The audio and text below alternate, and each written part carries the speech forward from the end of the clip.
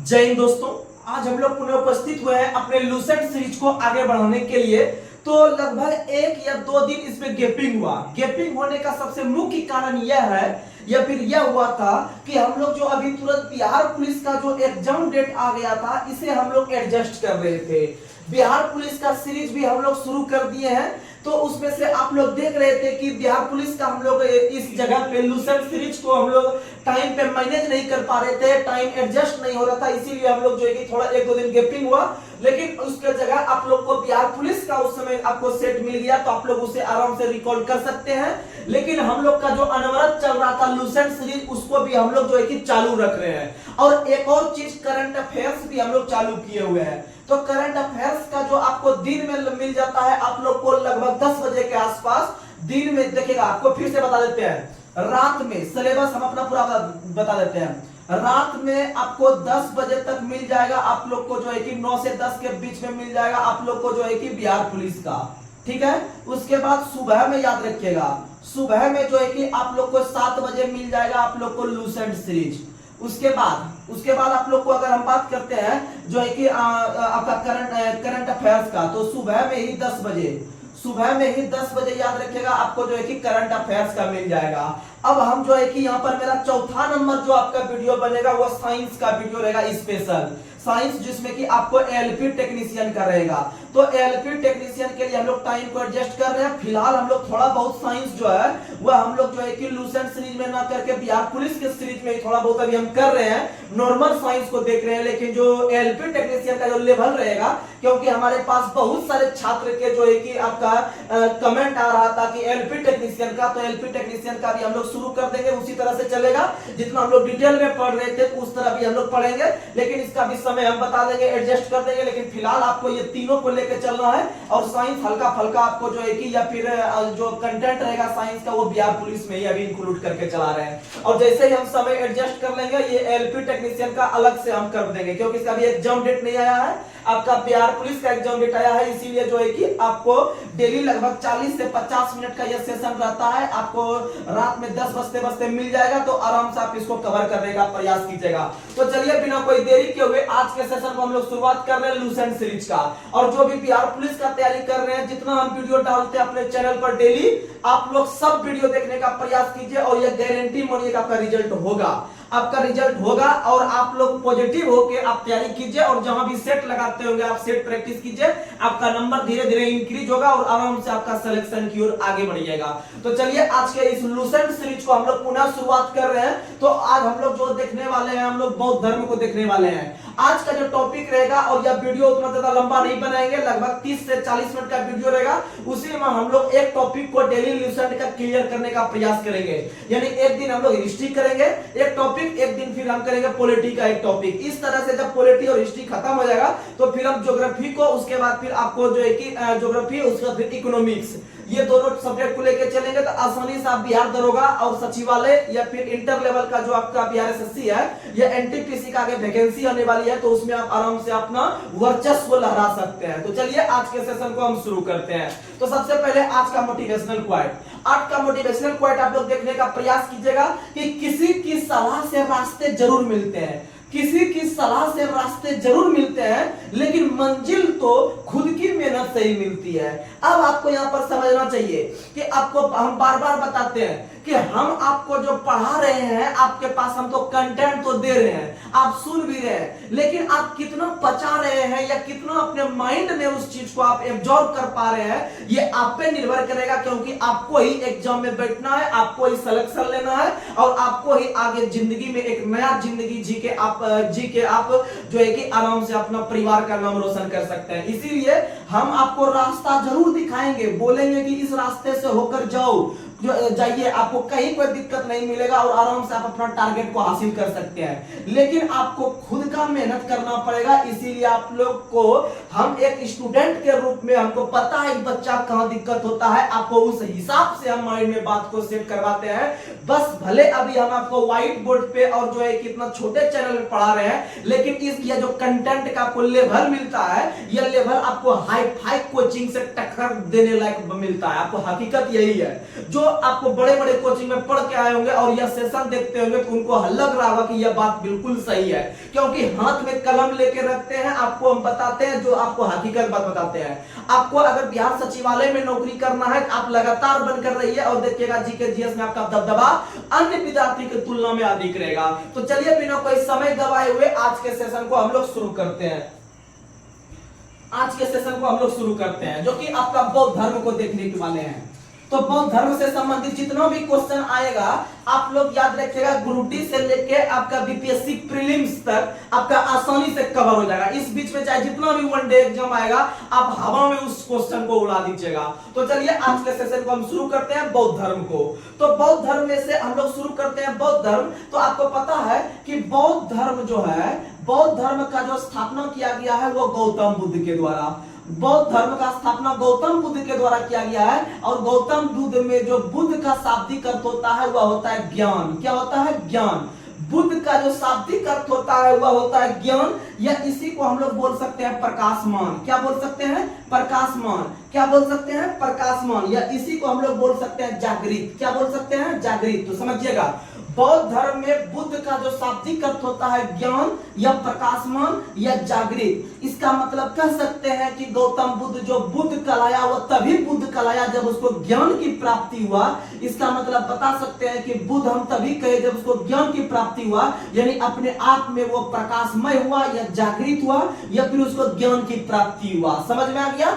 और आप लोग को बता दे कि गौतम बुद्ध के जो पिता का नाम था, गौतम बुद्ध के जो पिता का नाम था वो क्या नाम था? शुद्धोधन।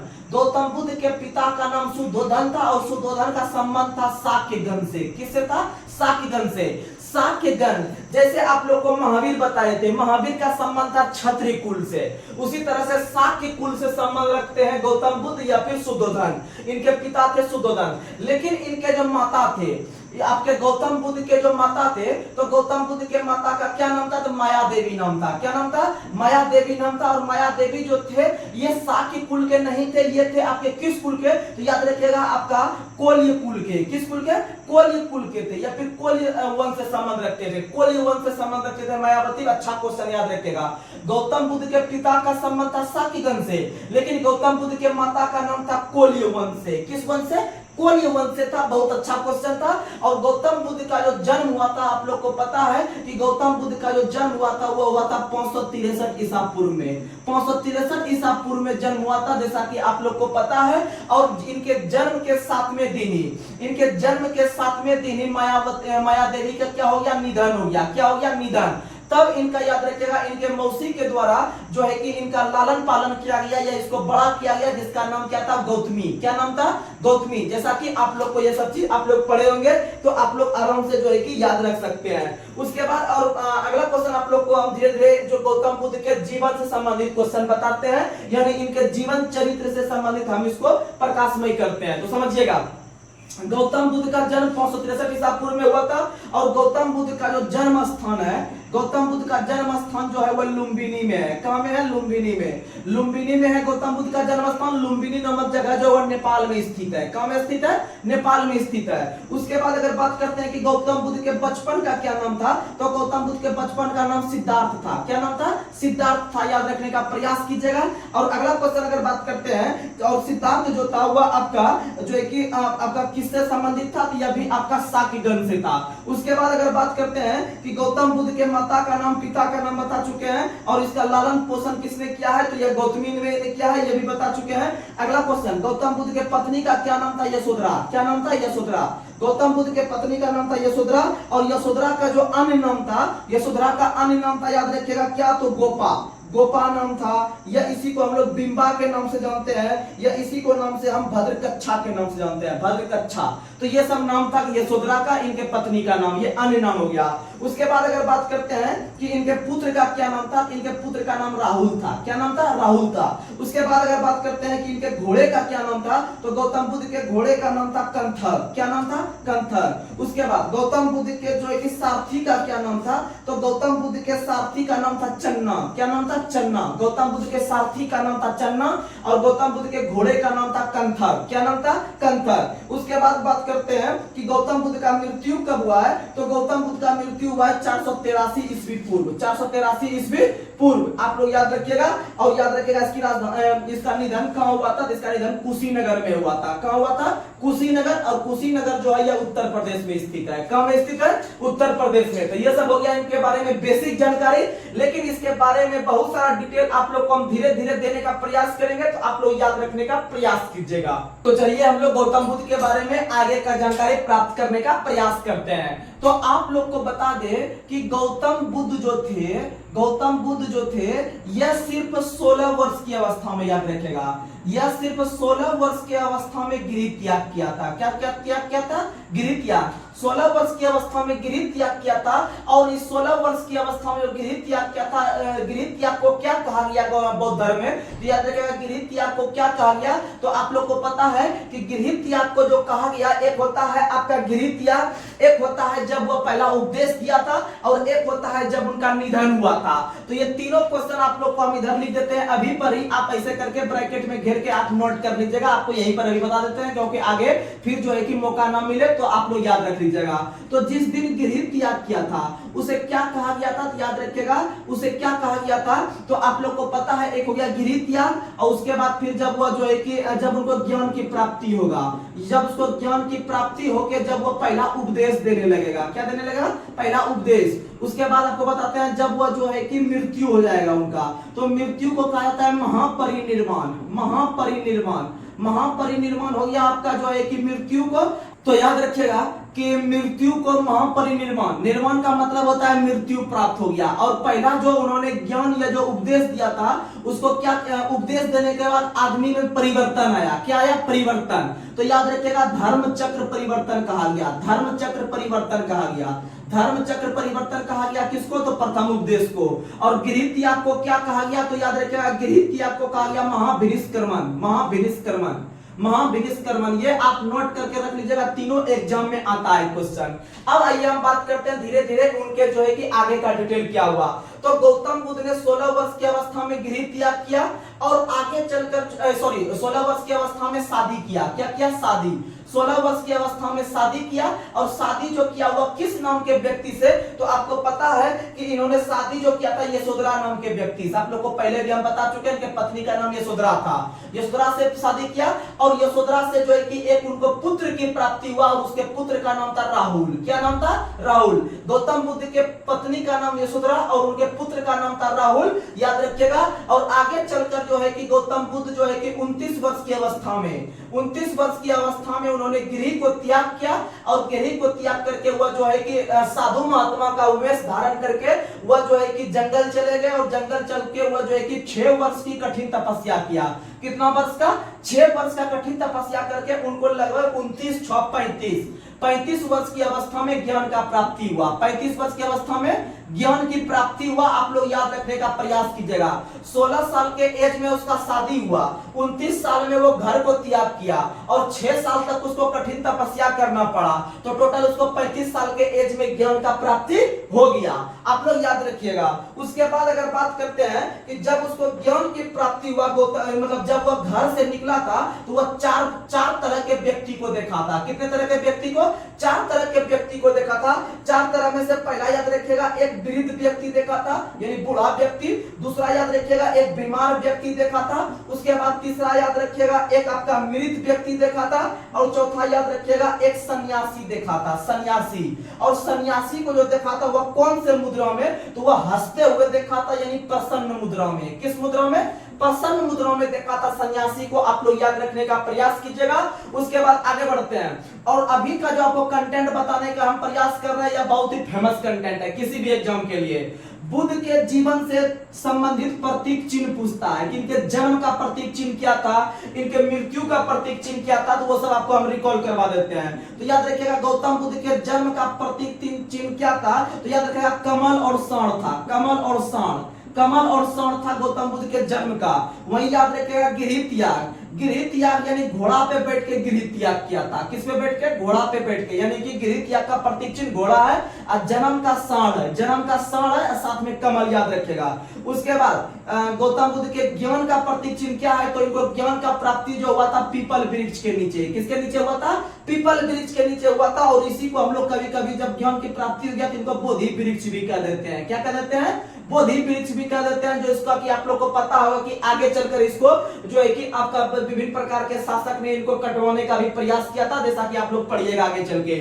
उसके बाद आप लोग को बता दें इनका निर्माण का प्रतीक चिन्ह क्या है? तो इनके निर्माण का प्रतीक चिन्ह है पद चिन्ह। क्या है? पद चिन्ह। क्योंकि जब इनका निधन होता है तो उनका जो आपका शरीर का अंग था वो 8 जगह पे गिरा था और 8 जगह पे ही उनका पद चिन्ह बनाया गया, यानी स्तूप का निर्माण करवाया गया। याद रखिएगा, यानी उनके निर्माण के उपलक्ष्य में। आगे इनके मृत्यु का प्रतीक चिन्ह क्या है? तो इनके मृत्यु या फिर महापरिनिर्वाण का जो प्रतीक चिन्ह था वह स्तूप था। क्या था?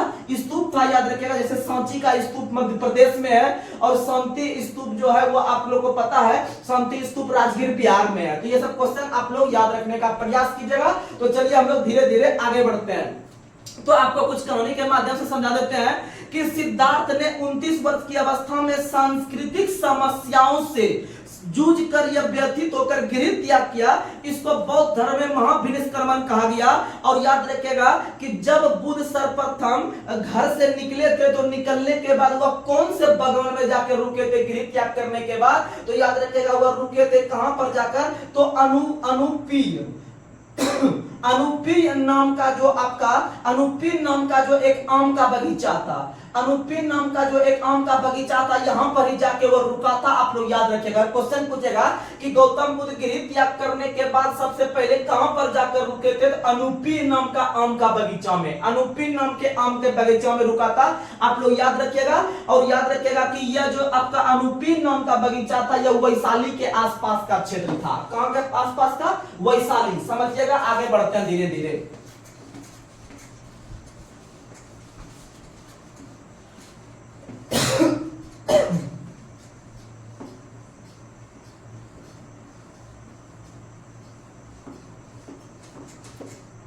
आगे बढ़ते हैं। और यह जब वैशाली पहुंचा तो वैशाली में इनको एक व्यक्ति से जो है कि भेंट हुआ जिसका नाम क्या था? तो आपको पता है अलार कलाम। अलार कलाम नाम का एक व्यक्ति से जो है कि मुलाकात हुआ। और अलार कलाम से मुलाकात होने के बाद इन्होंने सांख्य दर्शन का शिक्षा लिया, सांख्य दर्शन का शिक्षा लिया। और साथ में सांख्य के बाद जो है कि इन्होंने शून्य का भी शिक्षा लिया, शून्य का शिक्षा। तो क्वेश्चन पूछेगा कि गौतम बुद्ध ने किस व्यक्ति से या किस गुरु से सांख्य दर्शन या शून्य का शिक्षा लिया है? बताइएगा। अलार कलाम से। और अलार कलाम ही गौतम बुद्ध के पहले गुरु हुए। अलार कलाम ही गौतम बुद्ध के पहले गुरु हुए, याद रखिएगा। और यह मिले थे कहां पर? वैशाली में। कहां? उसके बाद याद रखिएगा कि वैशाली के बाद वो अगले जगह पे गए राजगीर। कहां पे गए? राजगीर। और राजगीर में जाने के बाद इनको दूसरे गुरु से भेंट हुआ जिसका नाम था रुद्रकरामपुत। क्या नाम था? रुद्रकरामपुत। और रुद्रकरामपुत से इन्होंने जो है कि भी अलग से शिक्षा लिया। और किस चीज का शिक्षा लिया? तो आप लोग याद रखिएगा कि रुद्रकरामपुत से इन्होंने किस चीज का शिक्षा लिया? तो यहाँ पर हो गया सांख्य दर्शन और शून्य का। और रुद्रकरामपुत से योग का शिक्षा लिया। किसका शिक्षा लिया? योग का शिक्षा लिया। तो याद रखिएगा कि गौतम बुद्ध के पहले गुरु हुए अलार कलाम और दूसरे गुरु हुए रुद्रकरामपुत। और पहला अलार कलाम कहां मिला था? वैशाली में। और रुद्रकरामपुत कहां मिला था? राजगीर में। कहां मिला था? राजगीर में। आप लोग याद रखने का प्रयास कीजिएगा। उसके बाद आप लोग को बता दे कि यह दोनों गुरु हो गया जो है कि आप लोग का प्रारंभिक गुरु, दोनों गुरु। उसके बाद 6 वर्ष तक अथक परिश्रम और घोर तपस्या के बाद 35 वर्ष की आयु में वैशाख पूर्णिमा के दिन पीपल या बोधि वृक्ष के नीचे इनको ज्ञान की प्राप्ति हुआ। और उस नदी जो था, उस नदी का नाम याद रख लीजिएगा। कौन सा नदी? तो याद रखिएगा पुनपुन नदी। कौन सी नदी? पुनपुन नदी। या पुनपुन नदी का ही दूसरा नाम कहा जाता था निरंजना नदी। कौन सी नदी? निरंजना नदी। निरंजना नदी के किनारे इसको जो है कि ज्ञान की प्राप्ति हुआ, जैसा कि आप लोग को पता है। और याद रखिएगा कि ज्ञान की प्राप्ति हुआ तथा उसी दिन से वो तथागत कहलाए। क्या कहलाए? जिस दिन गौतम बुद्ध को ज्ञान की प्राप्ति हुआ जिस दिन गौतम बुद्ध को ज्ञान की प्राप्ति हुआ उस दिन से वो तथागत कहलाए। क्या कहलाए? तथागत कहलाए, याद रखिएगा, तथागत कहलाए। आगे बढ़ते हैं। अगला क्वेश्चन आप लोग को बताए कि जैसे ही ज्ञान की प्राप्ति गौतम बुद्ध को हुआ तथागत कहलाया, या दूसरे भाषाओं में इनको बुद्ध भी कहने लगा। क्या कहने लगा? बुद्ध भी कहने लगा। उसके बाद आपको बात करते हैं कि आप समझिएगा, यहाँ पर गौतम बुद्ध जब हम पढ़ रहे हैं या बौद्ध धर्म पढ़ रहे हैं तो एक शब्द हमको यहाँ पर जो है कि इसमें आपको पढ़ने के लिए मिलेगा जिसका नाम है मार। क्या नाम है? मार। ये मार क्या था? जैसे ये आप लोग देखते होंगे कि ये जो गांव समय जो मारपीट हो जाता है वो वाला मार नहीं है, कि मार हो गया चलो चलो जल्दी से, तो वो वाला मार नहीं है। गौतम बुद्ध या बौद्ध धर्म से संबंधित मार क्या है आप समझिएगा। जब गौतम बुद्ध 29 वर्ष की अवस्था में गृह त्याग किया था तो उसके बाद यह 6 वर्ष जो कठिन तपस्या कर रहा था बोध गया में, तो 6 वर्ष में जब यह बैठा हुआ था इस तरह से पूरा एकदम आसन मुद्रा में बैठा हुआ था, तो बैठने के क्रम में इनको जो है कि एक विभिन्न प्रकार का जो व्यक्ति के द्वारा जो इनको डिस्टर्ब किया जा रहा था। क्या किया जा रहा था? डिस्टर्ब किया जा रहा था, याद रखिएगा। और डिस्टर्ब जो इसको किया जा रहा था, याद रखिएगा, किसने कर रहा था? तो अनेक प्रकार के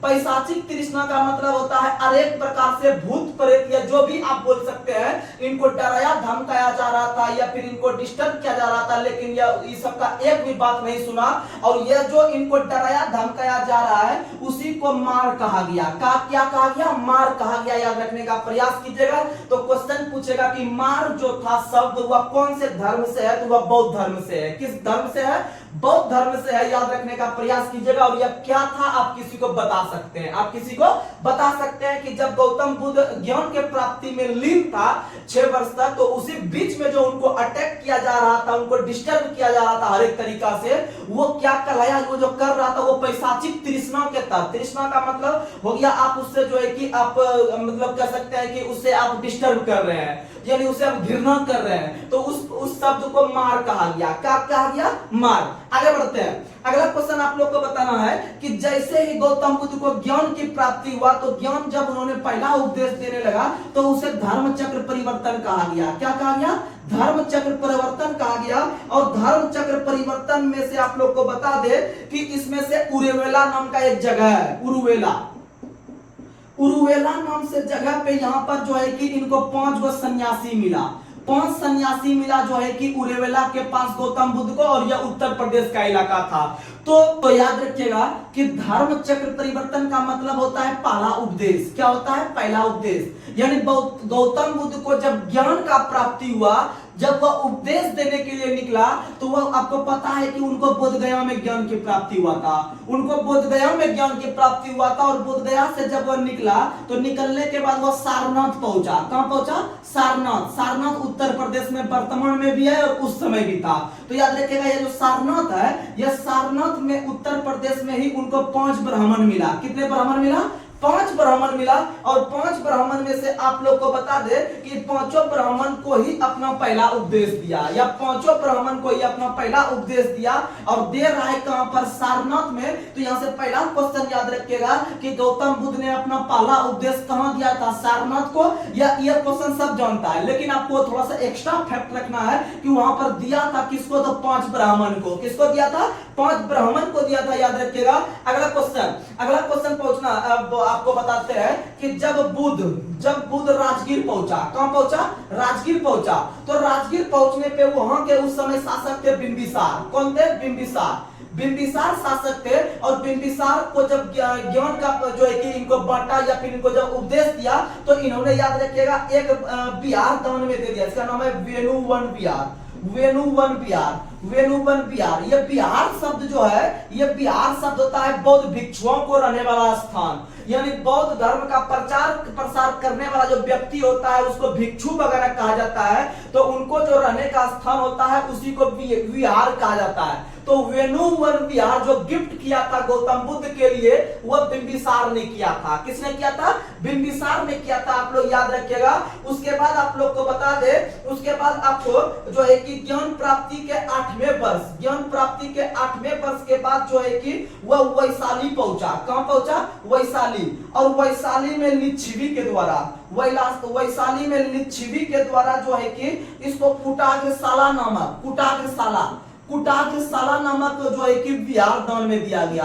तो कुटाग्रशाला जो दान में दे रहा है वह लिच्छवी ने दे रहा है, और याद रखिएगा आपका जो बिंबिसार ने दे रहा है वह वेणुवन विहार दे रहा है। कौन दे रहा है? वेणुवन विहार। तो आप ये सब याद रखिएगा। उसके बाद ज्ञान प्राप्ति के, सुनिएगा, जब इनको ज्ञान का प्राप्ति हुआ था 35 वर्ष की अवस्था में, जब गौतम बुद्ध को ज्ञान का प्राप्ति हुआ था 35 वर्ष की अवस्था में, तो याद रखिएगा इस एज के 20वें वर्ष बाद, 20वें वर्ष बाद, यानी 35, 20, 55, यानी जब गौतम बुद्ध का 55वां साल एज हो रहा था, तो याद रखिएगा 55वें साल के एज में ही, 55वें साल के एज में ही यह श्रावस्ती पहुंचा। कहां पहुंचा? श्रावस्ती पहुंचा। और श्रावस्ती आप लोग याद करते होंगे कि कौशल महाजनपद की राजधानी, कुल 16 महाजनपद का उल्लेख आप लोग को पता है कि बौद्ध धर्म के अंतर्गत अंगुत्तर निकाय है, और आपका जो है कि जैन धर्म के अंतर्गत भगवती सूत्र के अंतर्गत हम लोग को 16 महाजनपद का उल्लेख मिलता है। और 16 महाजनपद में से एक महाजनपद है कौशल, और कौशल की राजधानी कहां है? श्रावस्ती, उत्तर प्रदेश का इलाका है। तो वहीं पर ही श्रावस्ती में ही उनको उंगली माल नाम का डाकू मिला था। अच्छा क्वेश्चन है, याद रखिएगा, आप लोग बचपन में ही याद रखते होंगे उंगली माल डाकू। तो उंगली माल डाकू जो गौतम बुद्ध को, आप लोग को कहानी पढ़ते होंगे कि एक महिला मिला था, उनको जंगल में जाने से रोक रहा था गौतम बुद्ध को, और फिर भी यह चल गए और वहां पर जाके इनका जीवन चरित्र बदल दिया गौतम बुद्ध ने। तो याद रखिएगा उनको कहां पर मिला था? श्रावस्ती में रहता था उंगली माल डाकू। और कितने वर्ष के एज में गया था? तो याद रखिएगा ज्ञान प्राप्ति के 20वें वर्ष, अर्थात 55 साल के एज में। कितना एज में? 55 साल। अभी तक आप लोग भले ये जानते होंगे उंगली माल डाकू, उंगली माल डाकू, लेकिन अगर आज के दिन में अगर क्वेश्चन आ जाए कि उंगली माल डाकू जो आपका गौतम बुद्ध को मिला था वो किस जगह पे मिला था? श्रावस्ती में। और इसीलिए यहाँ पर इनको हृदय परिवर्तन करवाने में या बौद्ध धर्म को अपनाने में बहुत मेहनत करना पड़ा। इसीलिए कौशल के राजधानी श्रावस्ती में ही गौतम बुद्ध ने सबसे अधिक उपदेश दिया है, सबसे अधिक उपदेश दिया है। कहां पर? तो जहां पर उंगली माल मिला था यानी श्रावस्ती में। और सबसे पहला कहां दिया है? सारनाथ में। सबसे पहला कहां दिया है? सारनाथ में। और सारनाथ में कितने व्यक्ति ब्राह्मण को? 5 ब्राह्मण को सबसे पहले, जिसे कि धर्म चक्र परिवर्तन कहा गया, धर्म चक्र परिवर्तन कहा गया। आप लोग याद रखने का प्रयास कीजिएगा। चलिए हम लोग आगे बढ़ते हैं। अगला क्वेश्चन आप लोग को बताना है, बुद्ध ने अपने जीवन के सर्वाधिक उपदेश कौशल की राजधानी श्रावस्ती में। अगला क्वेश्चन, उन्होंने अंतिम उपदेश कहां पर दिया था? तो याद रखिएगा जहां पर अगर पूछेगा कि सबसे, अब 3 क्वेश्चन आपको बता देते हैं, फिर से रिकॉल करवा देते हैं। अगर क्वेश्चन पूछेगा सबसे पहला उपदेश कहां दिया था? तो सारनाथ में। सबसे पहला उपदेश कहां दिया था? सारनाथ में। और सबसे अधिक उपदेश कहां दिया? तो कौशल की राजधानी श्रावस्ती में। उसके बाद अगर पूछेगा कि सबसे अंतिम उपदेश कहां दिया है, यानी अंतिम बार कहां दिया है, तो याद रखिएगा जहां पर उनका निधन हुआ था, तो याद रखिएगा कुशीनगर में निधन हुआ है। तो कुशीनगर में ही अपना जो है कि अंतिम उन्होंने उपदेश दिया था। और किसके समीप दिया था? तो याद रखिएगा सबहद के समीप, सबहद के नाम के व्यक्ति को जो है कि इन्होंने देने का काम किया था। आप लोग याद रखिएगा। आगे बढ़ते हैं। अगला क्वेश्चन, महात्मा बुद्ध ने अपने जीवन के अंतिम पड़ाव में किस नदी के तट पर जो है कि वह चुंद के द्वारा भोजन खाने से उनको अतिसार रोग हो गया था और आगे चलकर उनका निधन हो गया? तो याद रखिएगा आपका गौतम बुद्ध का अगर पूछेगा ज्ञान का प्राप्ति किस नदी पे, तो गौतम बुद्ध को ज्ञान का प्राप्ति आपको बताए थे पुनपुन नदी या फल्गु नदी, आपको बता चुके हैं। लेकिन पूछेगा कि गौतम बुद्ध का जो निधन हुआ था वो किस नदी के तट पर हुआ था? तो गौतम बुद्ध का निधन हुआ था हिरण्मय नदी, हिरण्मय लिखिएगा, हिरण्मयवती नदी किनारे, हिरण्मयवती नदी के किनारे याद रखने का प्रयास कीजिएगा। इसका निधन हुआ था हिरण्मयवती नदी के किनारे, और इनका जो जन्म हुआ था वह पुनपुन या फल्गु नदी के तट पर, आप लोग को पता है लुम्बिनी के पास। और इनका निधन जो हुआ था वह कौन सा रोग हो गया था? याद रखिएगा, अतिसार रोग। कौन सा रोग? अतिसार रोग। और अतिसार रोग को हम लोग गांव सब में जानते हैं डायरिया रोग। कौन सा रोग? डायरिया। तो याद रखिएगा गौतम बुद्ध का निधन कौन बीमारी के कारण हुआ था? तो डायरिया या अतिसार। डायरिया या अतिसार बहुत फास्ट बीमारी फैलता है। और उनका निधन किस नदी के पर? हिरण्यवती नदी किनारे। हिरण्यवती नदी किनारे याद रखिएगा। उसके बाद अगर हम बात करते हैं गौतम बुद्ध का निधन कब हुआ है, तो गौतम बुद्ध का निधन हुआ 483 ईसा पूर्व में। कब हुआ है? 483 ईसा पूर्व में। याद रखिएगा। आगे बढ़ते हैं। महापरिनिर्वाण के बाद बुद्ध के अस्थि यानी हड्डी को कितने जगह पर बांटा? तो 8 जगह पे। कितने जगह पे? 8 जगह पे। 8 जगह पे से याद रखिएगा, मगध हो गया, वैशाली हो गया, कपिलवस्तु हो गया, अलकप हो गया, रामग्राम हो गया, पावा हो गया, कुशीनारा हो गया और वेदाथिप हो गया। और इस जगह पे 8 स्तूप का निर्माण करवाया गया। इसीलिए याद रखिएगा, इनके मृत्यु का जो प्रतीक चिन्ह है या निर्माण का जो प्रतीक चिन्ह है वह स्तूप है। वह क्या है? स्तूप है। ये सब बहुत फेमस क्वेश्चन है। आगे बढ़ते हैं। अगला क्वेश्चन, बौद्ध धर्म को किस भाषा में शिक्षा दिया गया? तो याद रखिएगा 2 क्वेश्चन आता है। यानी गौतम बुद्ध ने किस भाषा में? तो याद रखिएगा पाली में। उसके बाद आपको पता है महावीर ने किस में दिया है? तो महावीर ने प्राकृत में। किस में दिया है? प्राकृति में। यानी कि गौतम देखिए 3 अक्षर का है, महावीर 4 अक्षर का है, इसीलिए 4 अक्षर वाला ने बड़ा ले लिया। और गौतम देखिएगा 3 अक्षर का है, इसीलिए इन्होंने छोटा लिया, पाली। समझ में आ गया? कंफ्यूज नहीं हो जाएगा एग्जाम में। आगे बढ़ते हैं। अगला क्वेश्चन आप लोग को बताना है। अगला क्वेश्चन आप लोग बताइएगा कि बुद्ध ने प्रत्ययवाद को संपूर्ण जगत पर लागू किया। यानी महात्मा बुद्ध का कहना था कि एक वस्तु के विनाश के पश्चात दूसरे वस्तु की उत्पत्ति होती है, प्रत्येक घटना के पीछे कार्यकरण का संबंध होता है, उसे ही हम लोग प्रत्ययवाद कहते हैं। याद रखिएगा। आगे बढ़ते हैं। बौद्ध धर्म में निर्वाण का अर्थ क्या होता है? तो बौद्ध धर्म में निर्वाण का अर्थ होता है मृत्यु, या इसी को आप लोग स्टाइलिश भाषा में बोल सकते हैं दीपक का बुझ जाना। दीपक का बुझ जाना। दीपक का बुझ जाना। याद रखिएगा, बौद्ध धर्म में निर्वाण का शाब्दिक अर्थ होता है। अगला क्वेश्चन आप लोग को बताना है कि गौतम बुद्ध ने कैसा उपदेश दिया था? तो गौतम बुद्ध ने मध्यम मार्ग का उपदेश दिया था। गौतम बुद्ध ने मध्यम मार्ग का उपदेश दिया था। आप लोग याद रखने का प्रयास कीजिएगा। अगला क्वेश्चन, गौतम बुद्ध के त्रिरत्न यानी सुनिएगा त्रिरत्न का संबंध जो है वह आपका बौद्ध धर्म और जो है कि जैन धर्म दोनों से है। त्रिरत्न शब्द का संबंध बौद्ध धर्म जैन धर्म दोनों से है, लेकिन त्रिरत्न के अंतर्गत अगर बौद्ध धर्म में देखें तो क्या क्या है? तो याद रखिएगा, बुद्ध धर्म संघ, बौद्ध है, उसके बाद फिर आपका धम्म है, उसके बाद फिर आपका संघ है। क्या है? संघ है। तो अगर क्वेश्चन ये पूछा गया बीपीएससी का पूछा हुआ क्वेश्चन है कि त्रिरत्न शब्द का संबंध किस धर्म से है, तो बौद्ध और जैन दोनों से है। बौद्ध और जैन दोनों से है। और बौद्ध के अंतर्गत आप देखिएगा 3 शब्द जो आता है आपका त्रिरत्न में, बौद्ध धर्म संघ, बौद्ध धर्म संघ। आगे बढ़ते हैं। अगला क्वेश्चन बताना है कि गौतम बुद्ध ने किस प्रकार के मार्ग का जो है कि प्रतिपादन किया था? अष्टांगिक मार्ग। कौन सा मार्ग? अष्टांगिक मार्ग। बहुत फेमस क्वेश्चन, बहुत वीवीआई। अष्टांगिक मार्ग। अष्टांगिक मार्ग का जो प्रतिपादन किया था वह किसने किया था? गौतम बुद्ध ने। और उन्होंने किस प्रकार का शिक्षा दिया था? तो मध्यम मार्ग का शिक्षा दिया था। किस भाषा में? तो पाली भाषा में। किस भाषा में? पाली भाषा में। ये सब कंटेंट है, याद रखिएगा। अगला क्वेश्चन आप लोग को बताना है कि गौतम बौद्ध धर्म के अंतर्गत कितने प्रकार का सील का चर्चा किया गया है? तो याद रखिएगा, बौद्ध धर्म में आपका अगर पूछे सील की संख्या, तो सील की संख्या 10 है। सील की संख्या कितनी है? 10। सील की संख्या कितनी है? 10। और त्रिरत्न की संख्या 3। त्रिरत्न की संख्या कितनी है? 3। और अगर पूछेगा कि बौद्ध धर्म में कितने प्रकार के आपका आर्य सत्य की चर्चा की गई है, तो याद रखिएगा सील 10 हो गया और आर्य सत्य हो गया आपका 4। आर्य सत्य कितना हो गया? 4।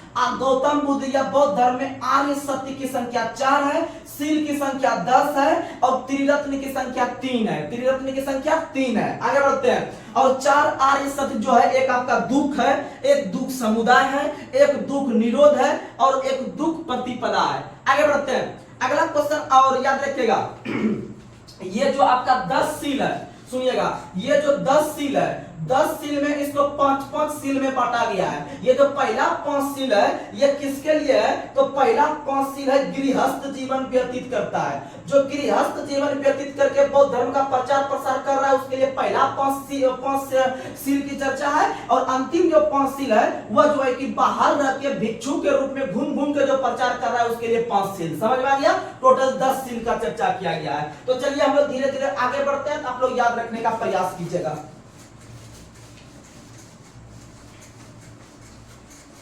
डेली आप लोग को एक एक सब्जेक्ट से एक एक टॉपिक अच्छा से क्लियर कराया जाएगा, बस आप लोग लगातार रहिएगा।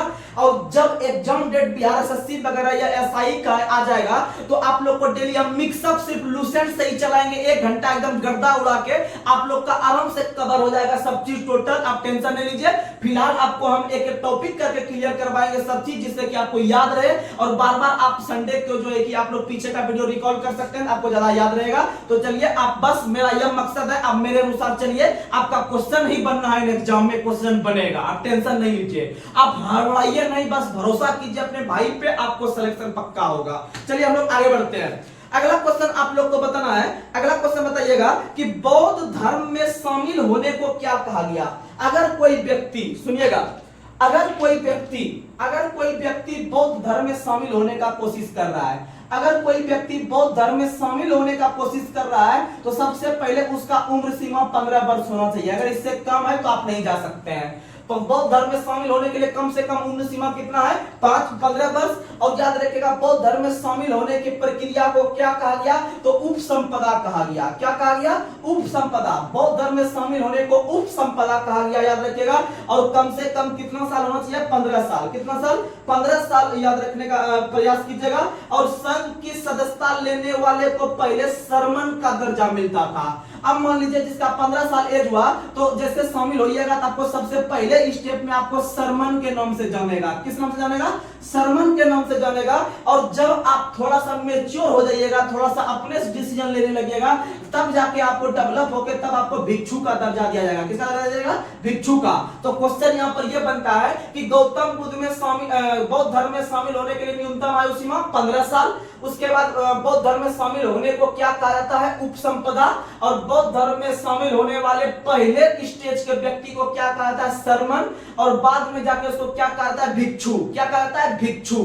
आगे बढ़ते हैं। अगला क्वेश्चन आप लोग को बताना है कि संघ में कितने प्रकार का जो है कि आपका उसमें वर्जित था प्रवेश। यानी कि कहने का मतलब यह है कि ऐसा नहीं कि चोर डकैत या फिर लुच्चा लफंगा को भी शामिल किया जाता है बौद्ध धर्म में, ऐसा नहीं है। तो कुल 6 कैटेगरी से जो संबंध रखते हैं उसको शामिल नहीं किया जाएगा। यानी जिस व्यक्ति में 6 गुण में से अगर कोई एक गुण है तो उस प्रकार के व्यक्ति को इसमें शामिल नहीं होने दिया जाता था। तो भैया 6 कौन कौन है? तो उसमें से पहला याद रख लीजिएगा, जो अल्पवयस्क है। जो अल्पवयस्क है, अल्पवयस्क का मतलब जिसका एज 15 साल से कम है, यानी अभी वो वयस्क नहीं हुए, थोड़ा मात्रा में वयस्क हुए हैं। उसके बाद दूसरा याद रख लीजिएगा जो चोर है। जो क्या है? चोर है। फिर तीसरा याद रख लीजिएगा जो हत्यारा है। हत्यारा नाम के व्यक्ति को इसमें शामिल नहीं किया जाता था। उसके बाद चौथा आप लोग को बता दें, चौथा कौन था? तो एक ऋणी व्यक्ति। ऋणी व्यक्ति यानी जिसके ऊपर कर्ज है, ऐसे व्यक्ति को शामिल नहीं किया जाता था। फिर 5वां नंबर के याद रखिएगा दास। क्या याद रखिएगा? दास। और 6ठा नंबर के याद रखिएगा रोगी। क्या याद रखिएगा? रोगी। ये 6 कैटेगरी के लोग को जो है कि आपका बौद्ध धर्म में शामिल नहीं होने दिया जाता था, आप लोग याद रखिएगा। और उम्र सीमा 15 साल। आगे बढ़ते हैं। अगला क्वेश्चन आप लोग को बताना है। अगला क्वेश्चन, बौद्ध संघ की संरचना किस प्रणाली पर आधारित थी? तो बौद्ध धर्म की संरचना गणतंत्र प्रणाली पर आधारित थी। कौन प्रणाली पर? गणतंत्र प्रणाली पर आधारित थी। आप लोग एक एक कंटेंट को याद रखिएगा, एग्जाम में आ जाएगा तो आप आराम से बना दीजिएगा। उसके बाद आप लोग को बताना है कि अगला क्वेश्चन बताना है कि बौद्ध सभा, जैसे मान लीजिए बौद्ध धर्म में शामिल होने के बाद बहुत व्यक्ति शामिल हो गए, तो इसका समय समय पर सभा का आयोजन किया जाता था। और सभा के लिए जो है कि कोरम जो होता था, कितना भाग होता था? तो याद रखिएगा कोरम होने यानी बैठक शुरू होने के लिए जो कोरम की न्यूनतम संख्या होती थी वह 20 था। कितना था? 20। जैसे आप लोग को पता होगा कि पॉलिटी के अंदर आप पढ़ते होंगे कि लोकसभा का सत्र या राज्यसभा का सत्र शुरू होने के लिए या विधानसभा या विधान परिषद का सत्र शुरू होने के लिए कम से कम 1/10 होना चाहिए कोरम या गणपूर्ति। आप लोग को पता है। उसी तरह से आप याद रखिएगा कि बौद्ध धर्म में बैठक शुरू होने के लिए कम से कम कोरम जो होता था वो कितना सदस्य, 20 सदस्य। कितना सदस्य, 20 याद रखिएगा। आगे बढ़ते हैं। अगला क्वेश्चन आप लोग को बताना है कि प्रत्येक 15वें दिन पूर्णिमा या अमावस्या को सायं उपोषित नामक सभा होती थी। याद रखिएगा, प्रत्येक 15वें दिन पूर्णिमा या अमावस्या जो भी हो उस दिन हम लोग सायं उपोषित जो है कि प्रोग्राम होता था। सायं उपोषित याद रखिएगा। प्रत्येक 15वें दिन के उपलक्ष्य में, चाहे 15 आप लोग को पता है कि 15वें दिन में आपका अमावस्या आ सकता है या पूर्णिमा कुछ भी आ सकता है, तो याद रखिएगा उस दिन सायं उपोषित का जो है कि सभा का आयोजन होता था। आगे बढ़ते हैं। अगला क्वेश्चन आप लोग को बताना है। अगला क्वेश्चन बताइएगा कि बौद्ध धर्म का सबसे पवित्र त्योहार और सबसे पवित्र दिन कौन सा होता था। तो आप लोग को पता है बैसाख पूर्णिमा। कौन सा होता है, बैसाख पूर्णिमा, क्योंकि बैसाख पूर्णिमा के दिन गौतम बुद्ध को 3 घटना घटित हुआ था उससे संबंधित। तो 3 घटना में से आप लोग पहला याद रखिएगा उस दिन गौतम बुद्ध का जन्म हुआ था, दूसरा याद रखिएगा उनको ज्ञान का प्राप्ति हुआ था, और तीसरा याद रखिएगा उनको निर्वाण का प्राप्ति हुआ था। निर्वाण का प्राप्ति यानी मर गए थे। इसीलिए बैसाख पूर्णिमा जो है यह इनके जो है कि बहुत हाईलाइट डेट है। इसीलिए बैसाख पूर्णिमा बौद्ध धर्म का सबसे पवित्र त्योहार है। सबसे पवित्र त्योहार बैसाख पूर्णिमा। आगे बढ़ते हैं। अगला क्वेश्चन आप लोग को बताना है। अगला क्वेश्चन, बौद्ध धर्म के अनुयायी को कितने वर्गों में विभाजित किया गया है। 2 वर्गों में। तो याद रखिएगा बौद्ध धर्म के अनुयायी कितने वर्गों में विभाजित किया गया है, 2 वर्गों में। तो 2 वर्गों में से आप लोग को बता दे कि बौद्ध धर्म के अनुयायी कितने भागों में, तो 2 भागों में। और 2 भागों में से याद रखिएगा पहला कौन सा था, भिक्षु। पहला कौन सा था, भिक्षु। और दूसरा कौन सा था, याद रखिएगा दूसरा था भिक्षुनी। क्या था, भिक्षुनी। भिक्षु और भिक्षुनी, भिक्षु और भिक्षुनी।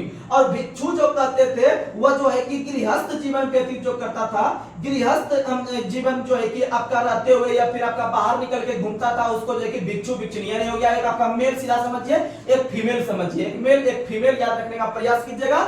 और आपका गृहस्थ जीवन में रहकर बौद्ध धर्म मानने वाले लोगों को उपासक कहा जाता था। क्या कहा जाता, यानी कि जो व्यक्ति मान लीजिए घर से बाहर जाके प्रचार प्रसार कर रहा है तो उसको भिक्षु और भिक्षुनी कहेंगे। यानी महिला है तो भिक्षुनी, पुरुष है तो भिक्षु। लेकिन जो घरे में रह के डेवलप कर रहा है, इस धर्म को प्रचार प्रसार कर रहा है, तो उसको उपासक कहा जाता था। क्या कहा जाता था, उपासक। अच्छा क्वेश्चन है, याद रखिएगा।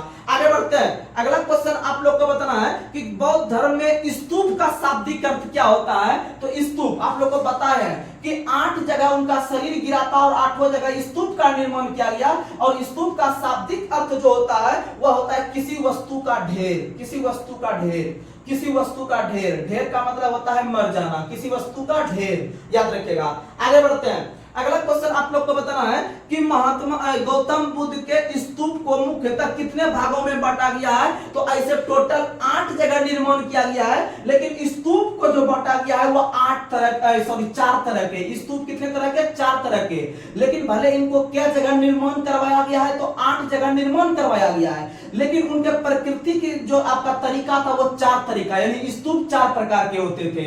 लेकिन स्तूप का निर्माण हुआ कितने जगह है, तो 8 जगह हुआ है। लेकिन उनका कितने प्रकार के होते थे, तो 4 प्रकार के। 4 प्रकार में से याद रखिएगा शारीरिक स्तूप, उसके बाद परिभोगिक स्तूप, उसके बाद उद्देश्य का स्तूप, और चौथा जो था वह पूजार्थक स्तूप था। तो चलिए हम लोग आगे बढ़ते हैं। अगला क्वेश्चन बताना है कि गौतम बुद्ध के पूजार्थक स्तूप को क्या कहा जाता है, चैत्य। क्या कहा जाता है, चैत्य। यानी बौद्ध धर्म के व्यक्ति जहां पर पूजा करते हैं, क्या करते हैं, पूजा, उसको चैत्य कहते हैं। सीधा क्वेश्चन आता है कि चैत्य का संबंध किस धर्म से है, तो यह बौद्ध धर्म से है। किस धर्म से है, बौद्ध धर्म से है। जैसे मंदिर का संबंध किस धर्म से है, तो हिंदू धर्म से। जैसे गिरजाघर का संबंध किससे है, ईसाई से। किससे है, ईसाई से।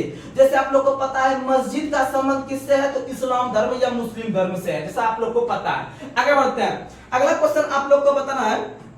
अगला क्वेश्चन आप लोग को बताना है कि बौद्ध चैत्य के पास भिक्षुओं को रहने के लिए आवास जो बनाया जाता है उसे क्या कहता था, आपको बताएं, बिहार। क्या बताएं, बिहार। जैसे बेनुवन बिहार जो गिफ्ट किया था गौतम बुद्ध को, वो बिंबिसार ने किया था, आप लोग को बताएं। ये सब आप याद रखिएगा। आगे बढ़ते हैं। अगला क्वेश्चन बताना है कि बुद्ध की प्रथम मूर्ति किस काल में बनी थी। तो ये क्वेश्चन अच्छा है, आता है एग्जाम में। बौद्ध धर्म में प्रथम मूर्ति अगर पूछेगा किस काल का, तो प्रथम मूर्ति इसका मथुरा काल का बना है। किस काल का बना है? मथुरा काल का। लेकिन अगर पूछेगा कि सबसे अधिक बौद्ध मूर्ति जो बना है वह किस काल में बना है, तो याद रखिएगा वह आपका गंधार काल में बना है। किस काल में बना है? गंधार काल में बना है। ये दोनों क्वेश्चन याद रखिएगा। प्रथम मूर्ति पूछेगा बौद्ध धर्म का तो मथुरा कला में, और सबसे अधिक मूर्ति पूछेगा तो गंधार कला में। किस कला में? गंधार कला में। अगला क्वेश्चन आप लोग को हम बार बार बताए हैं कि 4 प्रकार के बौद्ध संगति का आयोजन किया गया है, और 4 प्रकार के बौद्ध संगति में से आप लोग को बता चुके हैं कि पहला जो हुआ था वह आपका राजगीर में हुआ था, और दूसरा कहां हुआ था? वैशाली में, तीसरा पाटलिपुत्र में। एक बार आपको फिर से रिकॉल करवा देते हैं, आप लोग याद रखिएगा।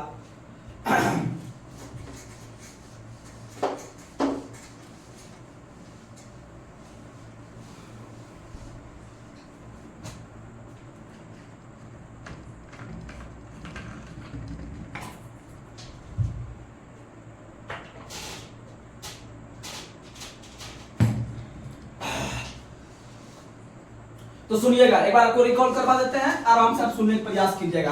तो याद रखिएगा, पहला, दूसरा, तीसरा, चौथा, आपको ट्रिक भी देंगे, आप याद रखिएगा। ये हो गया पहला। उसके बाद आपको बताते हैं किस शहर में हुआ था, यानी जगह। उसके बाद आपको दूसरा बताते हैं उसके अध्यक्ष कौन थे। उसके बाद आप लोग को बता देते हैं किसके शासनकाल में हुए थे, किसके शासनकाल में। बस ये तीनों याद रखिएगा। तो शहर में जो हुआ था जिस जगह, उसके लिए ट्रिक बताते हैं रौपक। क्या हुआ? पक, रौपक। जिस शहर में हुआ था रौपक, तो पहला के लिए रा आंसर आएगा, यानी राजगीर हो जाएगा। आराम से याद रखिएगा। दूसरा के लिए वो से हो जाएगा, यानी वैशाली हो जाएगा।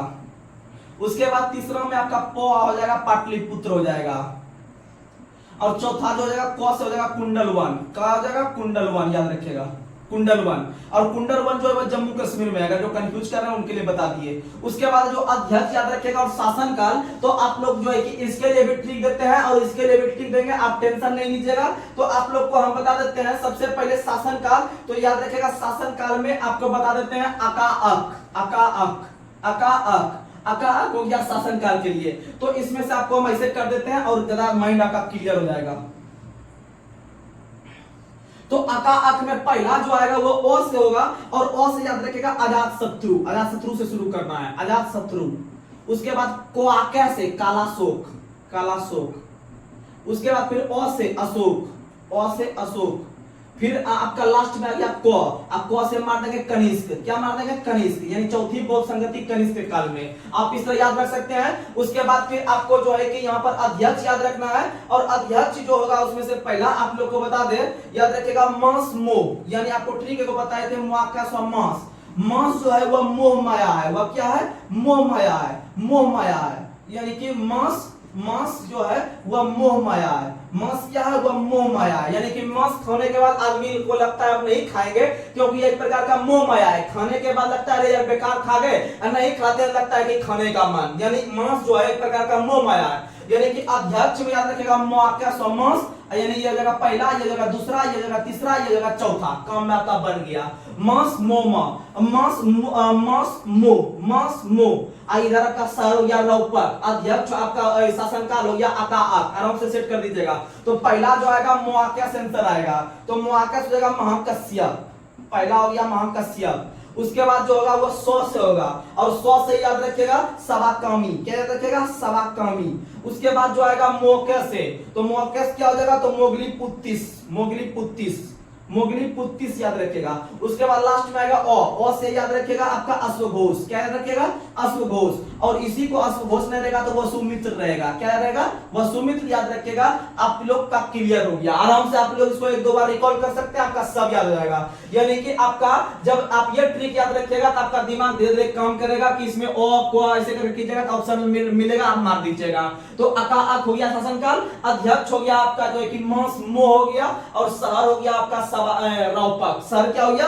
रौपक। चलिए आगे बढ़ते हैं। अगला क्वेश्चन आप लोग को बताना है। अगला क्वेश्चन बताइएगा।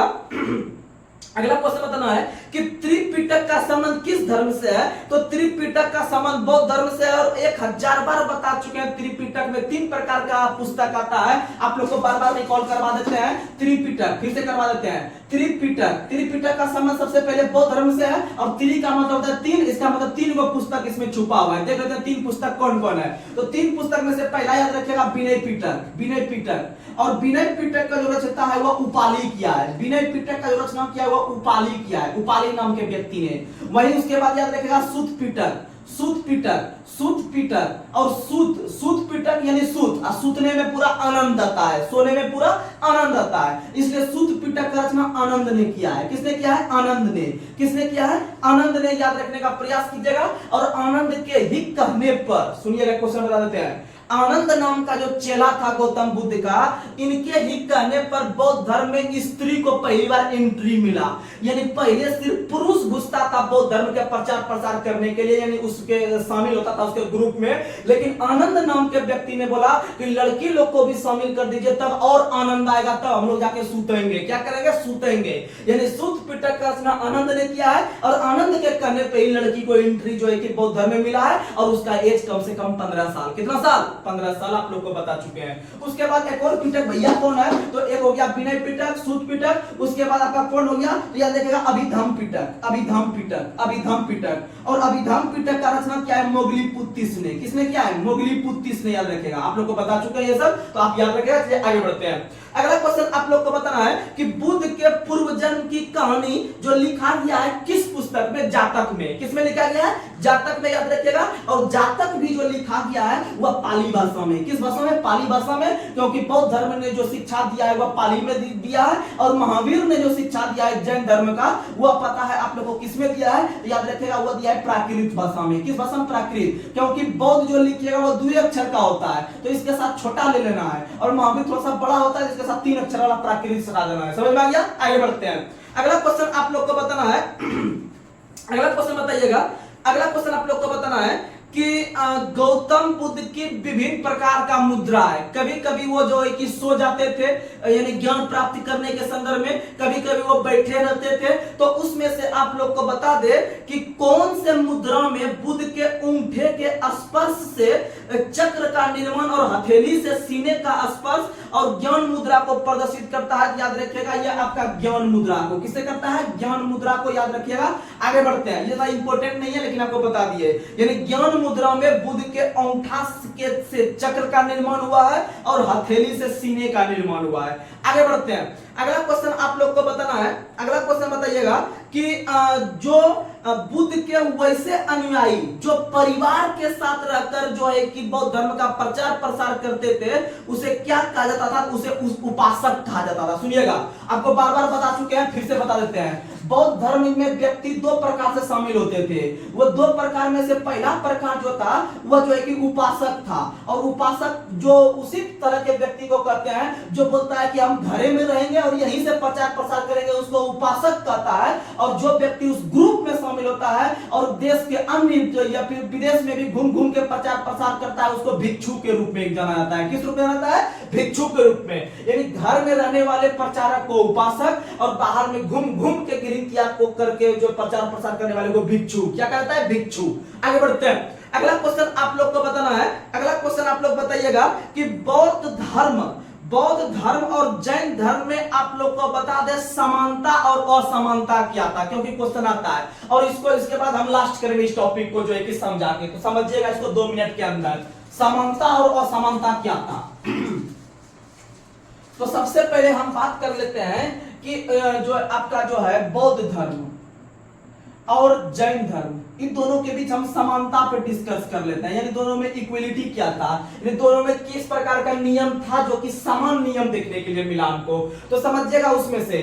तो आप लोग को बता दे कि दोनों धर्मों के जो संस्थापक है वह आपके ज्ञात्रिक कुल या फिर क्षत्रिय कुल के। याद रखिएगा, दोनों का कुल एक ही है, क्षत्रिय कुल या ज्ञात्रिक कुल। यानी महावीर का संबंध भी ज्ञात्रिक कुल और बौद्ध धर्म का संबंध भी ज्ञात्रिक कुल। याद रखिएगा। उसके बाद याद रखिएगा, दोनों में जो है कि वेद के प्रति अनास्था है। अगर वेद हो गया, ऋग्वेद हो गया, अथर्ववेद हो गया, इसमें मान्यता नहीं है, यानी दोनों ने इसको नहीं माना है, दोनों ने इसको नहीं माना है। याद रखिएगा। उसके बाद समानता क्या है कि इसमें समानता यही है कि दोनों ने कर्म में विश्वास किया है और दोनों ने पुनर्जन्म में विश्वास किया है। पुनर्जन्म में विश्वास किया है तो ये 3 स्टेप याद रखिएगा और 3 स्टेप में ये चीज याद रखिएगा। एकदम क्वेश्चन पूछा है और आगे आपको पूछेगा।